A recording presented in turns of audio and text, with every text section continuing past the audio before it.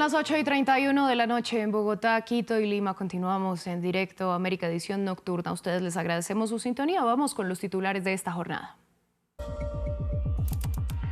8 millones de personas siguen bajo alerta climática en el estado estadounidense de California, que continúa enfrentando el llamado río atmosférico. Un fenómeno que ha causado al menos 19 muertes y ha generado fuertes lluvias e inundaciones desde diciembre pasado.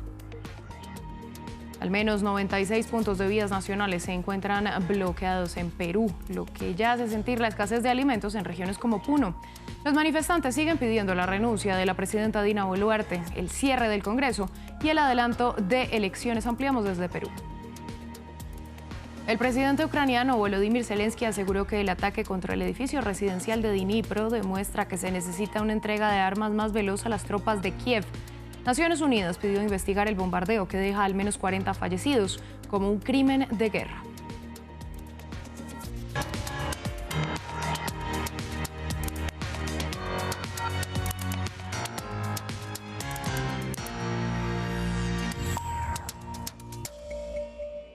Damos inicio en Estados Unidos porque después de meses de sequía, el estado de California hace frente a un fenómeno conocido como río atmosférico que ha provocado torrenciales lluvias en la zona, lo que ha causado inundaciones y un sinnúmero de daños materiales.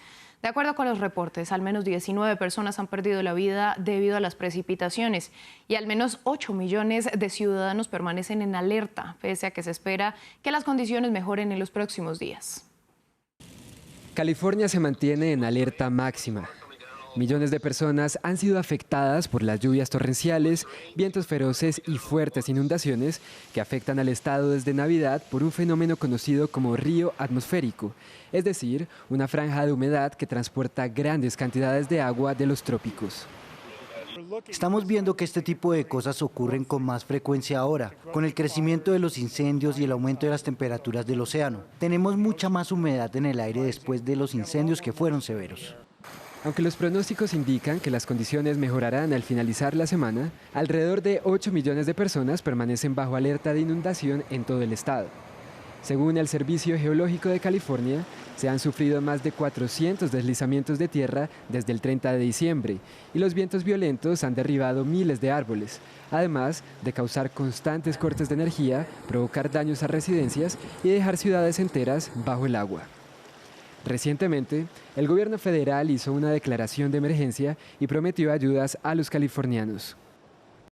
El presidente Joe Biden declaró que existe un gran desastre en el estado de California y ordenó ayuda federal para complementar los esfuerzos de recuperación estatales y locales.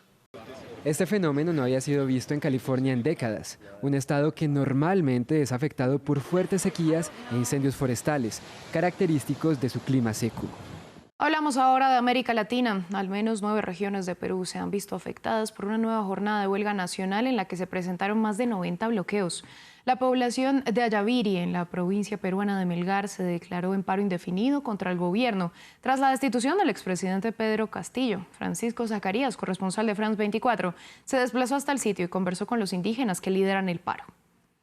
Ayaviri, provincia de Melgar, es un pueblo indígena que se encuentra en la ruta al Cusco. Ellos son peruanos de condición humilde que se dedican a la agricultura, su principal fuente de ingreso, que afirman está dañada por la sequía y por el abandono de gobierno. Ayaviri se ha declarado en paro indefinido.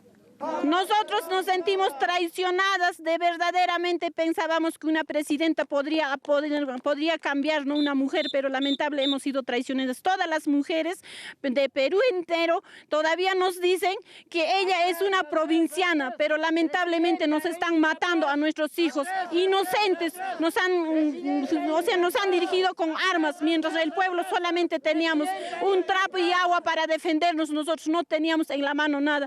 Lo que más indigna a los pueblos indígenas es que el gobierno, la clase política y los medios locales desprestigian su protesta llamándolos terroristas. Ellos rechazan la acusación enérgicamente. Nunca he sido terrorista, nos conocemos, no hay ningún terrorista. Tampoco hay infiltrados bolivianos, no hay ponchos rojos. Solamente nosotros nos defendemos con nuestros palos, con las ondas que tenemos. Que no nos ataquen de que ha llegado armamento del país boliviano.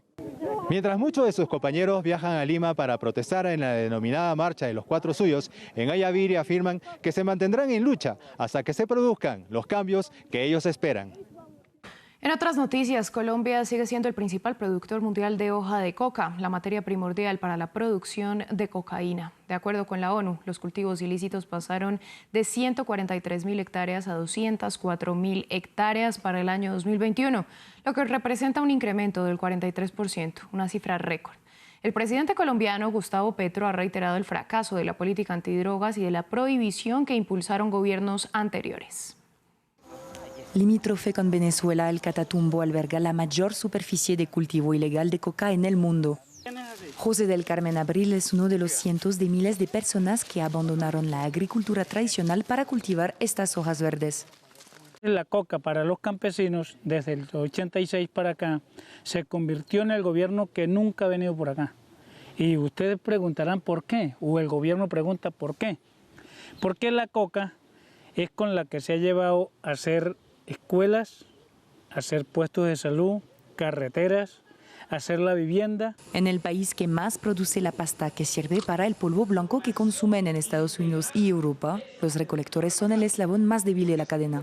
El presidente izquierdista Gustavo Petro dijo querer cambiar la política antidrogas a nivel nacional e internacional, pero los campesinos cocaleros piden todavía más apoyo para la transición a otras economías y menos criminalización. Varias oportunidades por ser recolector de hoja de coca nos tildan de guerrilleros, de narcotraficantes, de ser un delincuente aquí en Colombia. El gobierno nos persigue, muchas veces nos han llevado presos. En diciembre, el gobierno se comprometió a dejar de perseguir a los campesinos con menos de 2 hectáreas de coca. Y la semana pasada, la Policía Nacional fijó su meta de erradicación de cultivos ilícitos para 2023 en 20.000 hectáreas, una reducción de 60% con respecto al objetivo para 2022. Las autoridades buscarán este año atacar los eslabones más lucrativos del negocio y luchar contra la violencia recrudecida por las guerras entre grupos armados y narcotraficantes.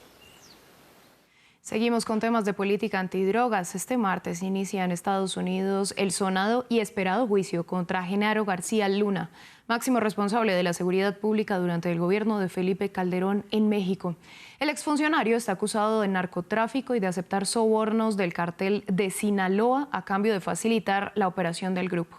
Han pasado más de 3 años de su captura y la pena mínima es de 10 años, que podría llegar hasta la cadena perpetua.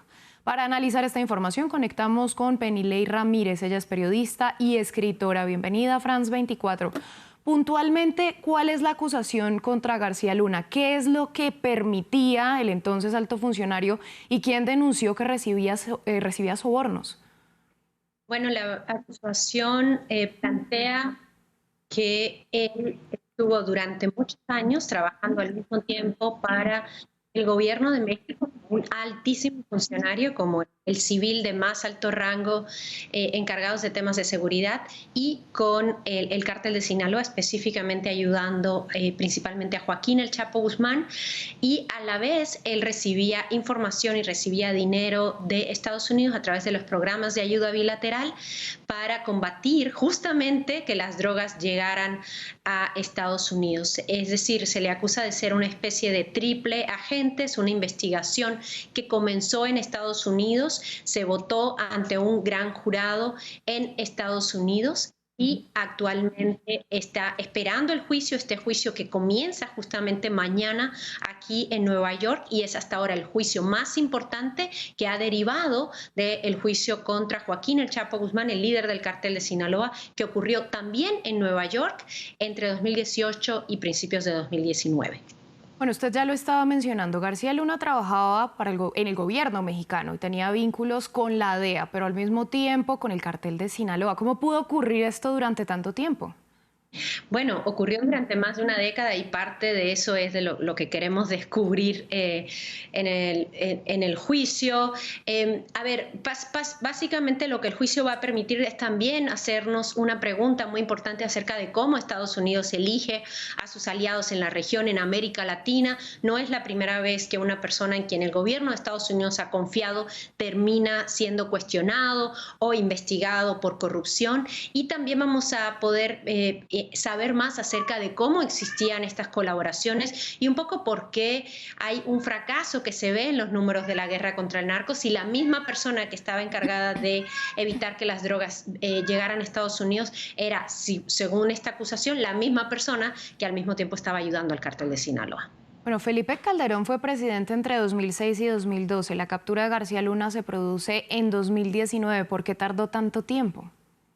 Bueno, eso es otra pregunta importante. No solamente que años, sino que además García Luna, después de dejar su puesto en México en 2012, se mudó a Miami. Él vivió en Miami en una casa de más de $3 millones y parte de todo eso es lo que explicamos en un podcast que acabamos de hacer acá en Nueva York, que se llama USA versus García Luna, que es justamente desgranando este juicio, pero básicamente se le investigó durante mucho tiempo, pero durante mucho tiempo no se hizo nada. Ahora vamos a aprender en el juicio exactamente en qué consistía su colaboración y esperemos también entender por qué no se le juzgó desde antes. Penilei, a ustedes muchas gracias por su análisis y por compartirlo con nosotros en France 24. Gracias. Continuamos con información de la guerra en Ucrania porque el presidente Volodymyr Zelensky aseguró que el ataque contra el edificio residencial en Dnipro deja en evidencia que se requiere una entrega más veloz de armas a las tropas de Kiev. Esto el mismo día en que Naciones Unidas pidió que el bombardeo se investigue como un crimen de guerra, al haber tenido como objetivo una estructura civil. Al menos 40 personas perdieron la vida, al tiempo que otras 30 continúan desaparecidas. Con el pasar de las horas disminuyen las esperanzas de encontrar sobrevivientes. El Servicio de Seguridad de Ucrania ya ha comenzado a recopilar información sobre el ejército ruso que preparó y llevó a cabo este ataque. Sin duda, todas las personas culpables de este crimen de guerra serán identificadas y responsabilizadas. Este ataque en Dnipro, así como otros similares ataques, cae en particular bajo la jurisdicción de la Corte Penal Internacional. Y utilizaremos todas las oportunidades disponibles, tanto nacionales como internacionales, para garantizar que todos los asesinos rusos, todos los que dan y ejecutan órdenes de terror con misiles contra nuestro pueblo, enfrenten penas legales y para que cumplan su pena. En China se acerca la celebración del Año Nuevo Lunar el domingo 22 de enero, una época festiva en la que millones de personas retornan a sus hogares. Esta vez se da en medio de un aumento pronunciado de contagios de COVID-19 desde que el gobierno de Xi Jinping eliminó su política de cero COVID. El informe es de Manuela Cano. Volver a casa en medio de un ambiente enrarecido. Miles de personas dejaron atrás Shanghái para celebrar el Año Nuevo Lunar en sus lugares de origen. Un retorno que se da en medio de un pronunciado aumento de contagios por COVID-19 y que podría haberse afectado por los desplazamientos masivos por todo el territorio chino. No estoy preocupado por el virus, porque nuestra inmunidad está bien porque somos jóvenes. No he dado positivo desde la reapertura. China se enfrenta a una oleada de contagios desde que el gobierno eliminó de manera repentina una muy estricta política de cero COVID, que se mantuvo vigente desde el inicio de la pandemia y que derivó a finales del año pasado en un hartazgo ciudadano que se tradujo en manifestaciones sin precedentes contra el gobierno de Xi Jinping. Aunque la eliminación de las restricciones ha generado preocupación alrededor del mundo, esta ha sido un alivio para muchos. Estoy muy feliz. Debido a la pandemia estuvimos encerrados durante 3 años, lo que fue particularmente largo. Finalmente se levantaron los bloqueos. Ahora es mucho más fácil volver a casa. La Organización Mundial de la Salud ha sido reiterativa al demandarle al país cifras verídicas y transparentes sobre el número de casos y de muertes, unos pedidos que según las autoridades chinas han sido cumplidos a cabalidad. En el breve periodo de poco más de un mes, China ha realizado 5 intercambios técnicos y un diálogo con la Organización Mundial de la Salud. Las contribuciones positivas que China ha hecho a la lucha mundial contra la pandemia de COVID-19 han sido ampliamente reconocidas por la OMS y la comunidad internacional. El sábado se conoció que desde inicios de diciembre, 60.000 personas han muerto por causas relacionadas al COVID-19 en el país asiático. Hasta la revelación de esos datos, China solo reconocía poco más de 5.000 muertes por la enfermedad. Así llegamos al final de esta emisión de Directo América aquí en France 24. A ustedes les agradecemos su sintonía y los invitamos a que continúen con nosotros, que ya llega Amal Benotman con toda la información del continente africano en África 7 días. Feliz noche para todos.